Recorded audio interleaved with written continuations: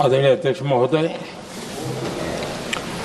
मैं इस सम्मानित सदन में पश्चिम एशिया में चल रहे संघर्ष और इसकी वजह से भारत के सामने आई चुनौतियों पर बात रखने के लिए उपस्थित हुआ हूं।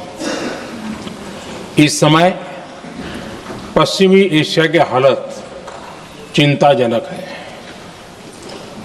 बीते 2-3 हफ्तों में जयशंकर जी ने और हरदीप पुरी जी ने इस विषय पर सदन को जरूरी जानकारी दी है। अब इस संकट को 3 सप्ताह से ज्यादा हो रहा है। इसका पूरे विश्व की अर्थव्यवस्था पर, लोगों के जीवन पर बहुत ही विपरीत असर हो रहा है। इसलिए पूरी दुनिया इस संकट के जल्द से जल्द समाधान के लिए सभी पक्षों से आग्रह भी कर रही है। अध्यक्ष महोदय, भारत के सामने भी इस युद्ध ने अप्रत्याशित चुनौतियां खड़ी कर दी हैं। ये चुनौतियां आर्थिक भी हैं, नेशनल सिक्योरिटी से जुड़ी भी हैं और मानवीय भी है। युद्धरत और युद्ध से प्रभावित देशों के साथ भारत के व्यापक व्यापारिक रिश्ते हैं। जिस क्षेत्र में युद्ध हो रहा है वो दुनिया के दूसरे देशों के साथ हमारे व्यापार का भी एक महत्वपूर्ण रास्ता है। विशेष रूप से कच्चे तेल और गैस की हमारी जरूरतों का एक बड़ा हिस्सा यही क्षेत्र पूरा करता है। हमारे लिए ये रीजन एक और कारण से भी अहम है। लगभग 1 करोड़ भारतीय खाड़ी देशों में रहते हैं और वहां काम करते हैं। वहां समंदर में जो कमर्शियल शिप चलते हैं उनमें भारतीय क्रू मेंबर्स की संख्या भी बहुत अधिक है। ऐसे अलग अलग कारणों के चलते भारत की चिंताएं स्वाभाविक रूप से अधिक है। इसलिए ये आवश्यक है कि भारत की संसद से इस संकट को लेकर एक मत और एकजुट आवाज दुनिया में जाए।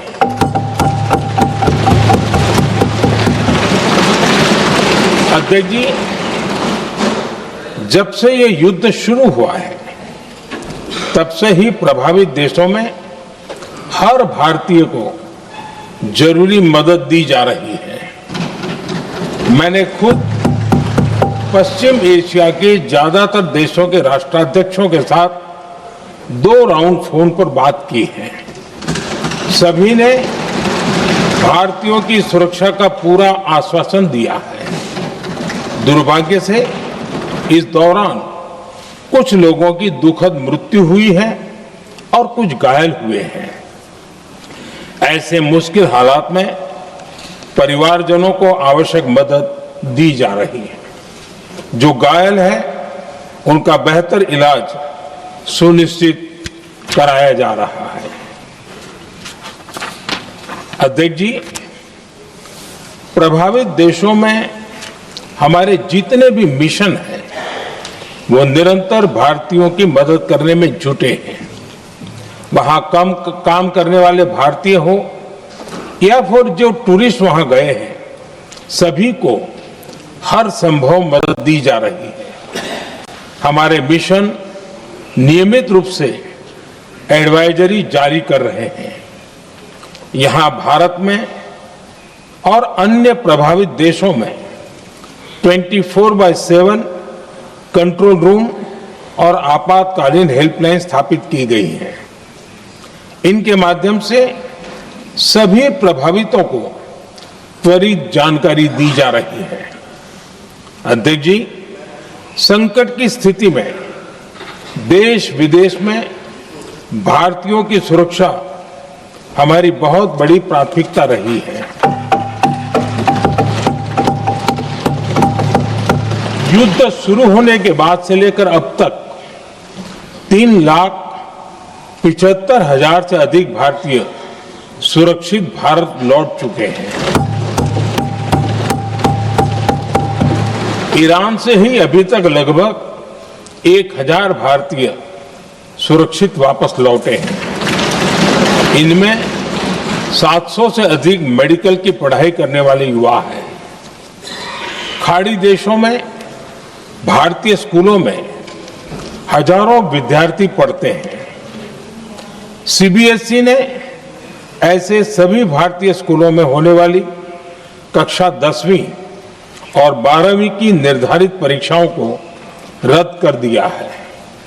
इन बच्चों की पढ़ाई निर्बाध चलती रहे, इसके लिए सीबीएसई उचित कदम उठा रही है। यानी सरकार संवेदनशील भी है, सतर्क भी है और हर सहायता के लिए तत्पर भी है। माननीय अध्यक्ष जी, भारत में बड़ी मात्रा में कच्चा तेल, गैस और फर्टिलाइजर जैसी अनेक जरूरी चीजें हॉर्मुज स्ट्रेट के रास्ते से आती हैं। युद्ध के बाद से ही हॉर्मुज स्ट्रेट में जहाजों का आना जाना बहुत चुनौतीपूर्ण हो गया है। बावजूद इसके हमारी सरकार का ये प्रयास रहा है कि पेट्रोल, डीजल और गैस की सप्लाई बहुत ज्यादा प्रभावित न हो, देश के सामान्य परिवारों को परेशानी भी कम से कम हो, इस पर हमारा फोकस रहा है।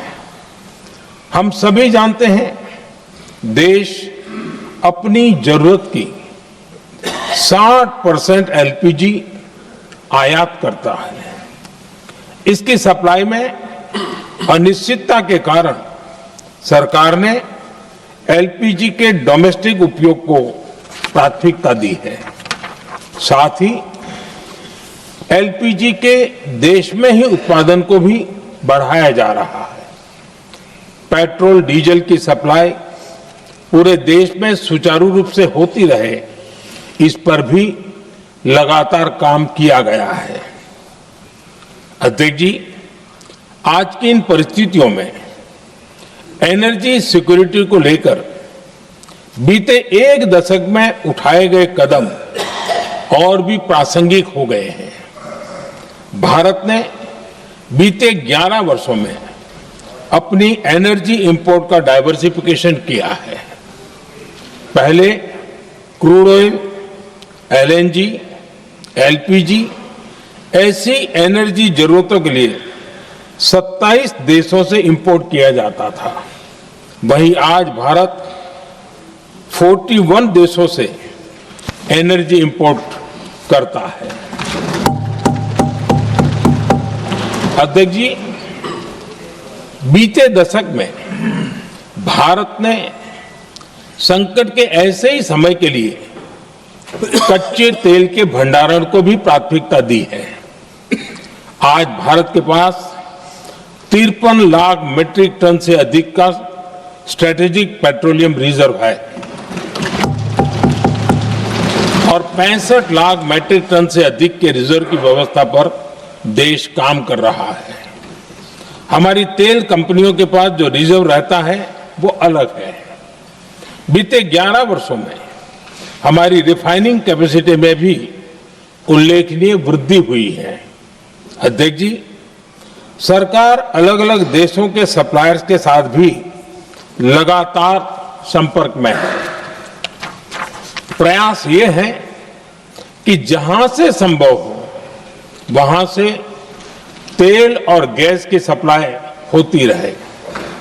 भारत सरकार गल्फ और आसपास के शिपिंग रूट्स पर निरंतर नजर बनाए हुए है। हमारा प्रयास है कि तेल हो, गैस हो, फर्टिलाइजर हो, ऐसे हर जरूरी सामान से जुड़े जहाज भारत तक सुरक्षित पहुंचे। हम अपने सभी वैश्विक सहयोगियों के साथ निरंतर संवाद कर रहे हैं ताकि हमारे मैरीटाइम कॉरिडोर सुरक्षित रहे। ऐसे प्रयासों के कारण बीते दिनों हॉर्मुज स्ट्रेट में फंसे हमारे कई जहाज भारत आए भी हैं। अध्यक्ष जी, संकट के इस समय में देश की एक और तैयारी भी बहुत काम आ रही है। पिछले 10-11 साल में इथेनॉल के उत्पादन और उसकी ब्लेंडिंग पर अभूतपूर्व काम हुआ है। एक दशक पहले तक देश में सिर्फ 1-1.5% इथेनॉल ब्लेंडिंग कैपेसिटी थी। आज हम पेट्रोल में 20% इथेनॉल ब्लेंडिंग के करीब पहुंच रहे हैं। इसके कारण प्रति वर्ष करीब 4.5 करोड़ बैरल कम ऑयल इंपोर्ट करना पड़ रहा है। ऐसे ही रेलवे के बिजलीकरण से भी बहुत बड़ा फायदा हो रहा है। अगर रेलवे का इतना बिजलीकरण न होता तो हर साल करीब 180 करोड़ लीटर डीजल अतिरिक्त लगता। ऐसे ही हमने मेट्रो का नेटवर्क बढ़ाया है। 2014 में जहां देश में मेट्रो नेटवर्क 250 किलोमीटर से भी कम था, आज ये बढ़कर करीब 1100 किलोमीटर हो गया है। हमने इलेक्ट्रिक मोबिलिटी पर बहुत अधिक बल दिया। केंद्र सरकार ने राज्यों को 15,000 इलेक्ट्रिक बसें चलाने के लिए दी हैं। आज जिस स्केल पर वैकल्पिक ईंधन पर काम हो रहा है, उससे भारत का भविष्य और सुरक्षित होगा।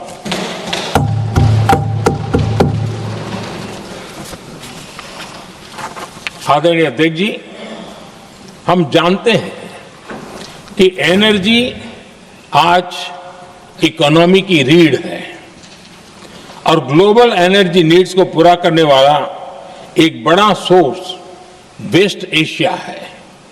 स्वाभाविक है कि दुनिया भर की अर्थव्यवस्था वर्तमान संकट से प्रभावित हो रही है और भारत पर इसका कम से कम दुष्प्रभाव हो, इसके लिए निरंतर प्रयास किए जा रहे हैं।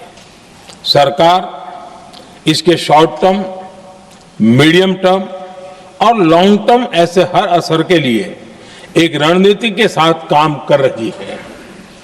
आज भारत की इकोनॉमी के फंडामेंटल्स मजबूत है। इससे भी देश को बहुत मदद मिली है। हम हर सेक्टर के स्टेक होल्डर्स के साथ चर्चा कर रहे हैं। जहां भी जरूरत है उस सेक्टर को आवश्यक सपोर्ट दिया जा रहा है। भारत सरकार ने एक इंटर मिनिस्ट्रियल ग्रुप भी बनाया है।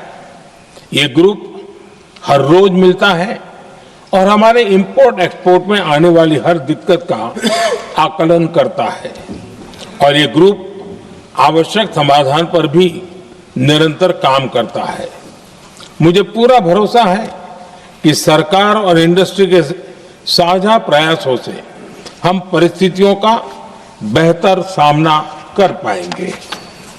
माननीय अध्यक्ष जी, एक बड़ा सवाल ये है कि युद्ध का खेती पर क्या प्रभाव होगा। देश के किसानों ने हमारे अन्न के भंडार भर रखे हैं, इसलिए भारत के पास पर्याप्त खाद्यान्न है। हमारा ये भी प्रयास है कि खरीफ सीजन की ठीक से बुआई हो सके। सरकार ने बीते सालों में आपात स्थिति से निपटने के लिए खाद की पर्याप्त व्यवस्था भी की है। अतीत में भी हमारी सरकार ने दुनिया के संकटों का बोझ किसानों पर नहीं पड़ने दिया था। कोरोना और उस समय के युद्धों के दौरान उस समय भी ग्लोबल सप्लाई चेन में डिस्ट्रप्शन आ गई थी। दुनिया के बाजार में यूरिया की एक बोरी 3,000 रुपये तक पहुंच गई, लेकिन भारत के किसानों को वही बोरी 300 रुपये से भी कम कीमत में उपलब्ध कराई गई। अध्यक्ष जी, देश के किसानों को इस प्रकार के संकटों से बचाने के लिए भी बीते वर्षों में अनेक कदम उठाए गए हैं।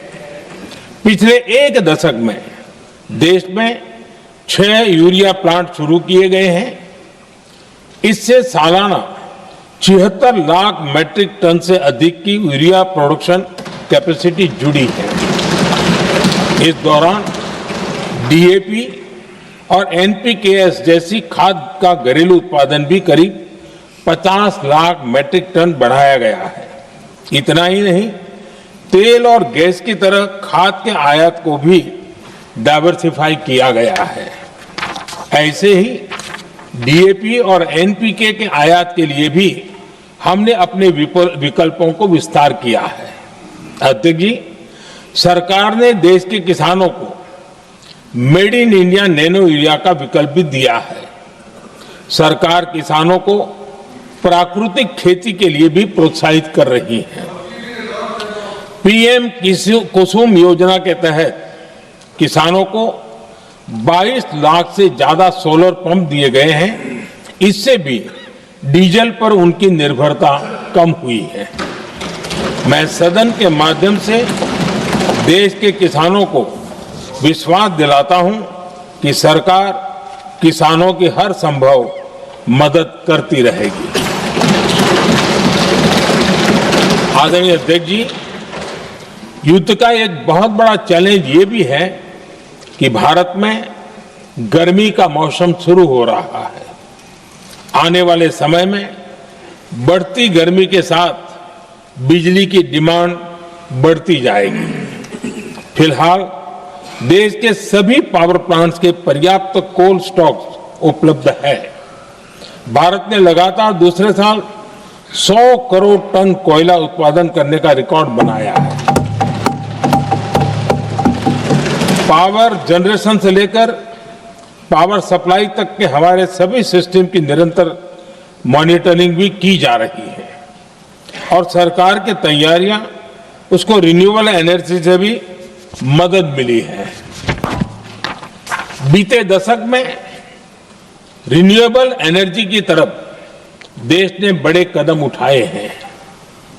आज हमारी total install power generation capacity का आधा हिस्सा रिन्यूएबल सोर्स से आता है। हमारी कुल रिन्यूएबल क्षमता आज 250 गीगावाट के ऐतिहासिक आंकड़े को पार कर गई है। बीते 11 वर्षों में देश ने अपनी सोलर पावर कैपेसिटी करीब 3 गीगावाट से बढ़ाकर 140 गीगावाट तक पहुंचाई है। बीते वर्षों में देश में करीब 40 लाख रूफटॉप सोलर लगे हैं। इसमें पीएम सूर्यघर मुफ्त बिजली योजना से भी लोगों को काफी मदद मिली है। गोवर्धन योजना के तहत देश में आज 200 कॉम्प्रेस्ड बायोगैस प्लांट भी काम करना शुरू कर चुके हैं। ये सारे प्रयास आज देश के बहुत काम आ रहे हैं। सरकार ने भविष्य की तैयारी और बढ़ाते हुए शांति एक्ट माध्यम से देश में न्यूक्लियर एनर्जी के उत्पादन को भी प्रोत्साहित किया है। कुछ ही दिन पहले small hydro power development scheme को भी हरी झंडी दी गई है, जिससे अगले 5 वर्षों में 1500 मेगावाट नई हाइड्रो पावर कैपेसिटी जोड़ी जाएगी। आदरणीय अध्यक्ष जी, जहां तक डिप्लोमेसी की बात है, भारत की भूमिका स्पष्ट है। शुरुआत से ही हमने इस संघर्ष को लेकर अपनी गहरी चिंता व्यक्त की है। मैंने स्वयं भी पश्चिम एशिया की सभी संबंधित नेताओं से बातचीत की है। मैंने सभी से तनाव को कम करने और इस संघर्ष को खत्म करने का आग्रह किया है। भारत ने नागरिकों, एनर्जी और ट्रांसपोर्ट से जुड़े इंफ्रास्ट्रक्चर पर हमलों का विरोध किया है। कमर्शियल जहाजों पर हमला और हॉर्मुज स्ट्रेट जैसे अंतर्राष्ट्रीय जलमार्ग में रुकावट अस्वीकार्य है। भारत डिप्लोमेसी के जरिए युद्ध के इस माहौल में भी भारतीय जहाजों के सुरक्षित आवागमन के लिए निरंतर प्रयास कर रहा है। अध्यक्ष महोदय, भारत हमेशा से ही मानवता के हित में और शांति के पक्ष में अपनी आवाज उठाता रहा है। मैं फिर कहूंगा कि बातचीत और कूटनीति ही इस समस्या का समाधान है। हमारे हर प्रयास तनाव को कम करने, इस संघर्ष को समाप्त करने के लिए है। इस युद्ध में किसी के भी जीवन पर संकट मानवता के हित में नहीं है। इसलिए भारत का प्रयास सभी पक्षों को जल्द से जल्द शांतिपूर्ण समाधान के लिए प्रोत्साहित करने का है। अध्यक्ष जी, जब ऐसे संकट आते हैं तो कुछ तत्व इसका गलत फायदा उठाने की कोशिश भी करते हैं। इसलिए कानून व्यवस्था सुनिश्चित करने वाली सभी एजेंसियों को अलर्ट पर रखा गया है। कोस्टल सिक्योरिटी हो, बॉर्डर सिक्योरिटी हो, साइबर सिक्योरिटी हो, स्ट्रेटेजिक इंस्टॉलेशंस हो, सबकी सुरक्षा को और मजबूत किया जा रहा है। अध्यक्ष जी, इस युद्ध के कारण दुनिया में जो कठिन हालात बने हैं, उनका प्रभाव लंबे समय तक बने रहने की आशंका है। इसलिए हमें तैयार रहना होगा, हमें एकजुट रहना होगा।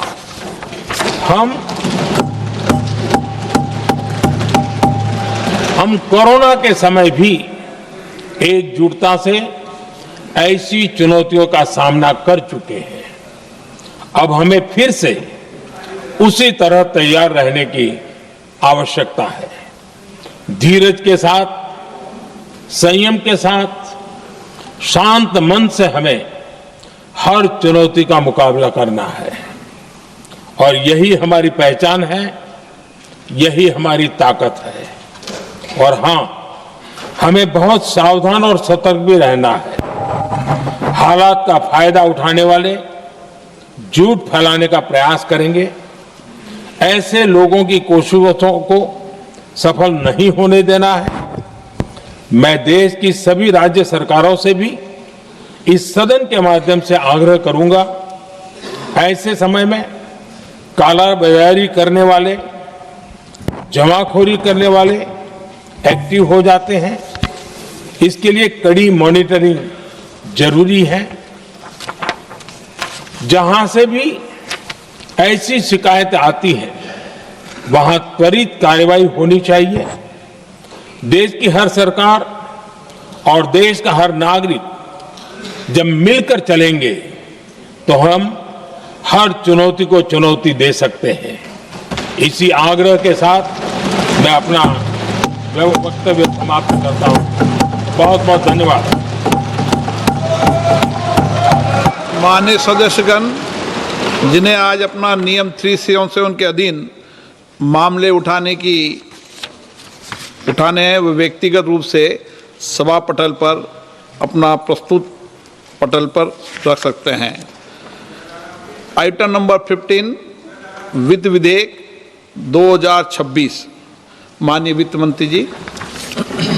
Sir, I rise to move for leave that the bill to give effect to the financial proposal of the central government for the financial year 26-27 be taken into consideration. आप कुछ बोलना चाहते हैं ब्रीफ में? ना श्री अमर सिंह जी।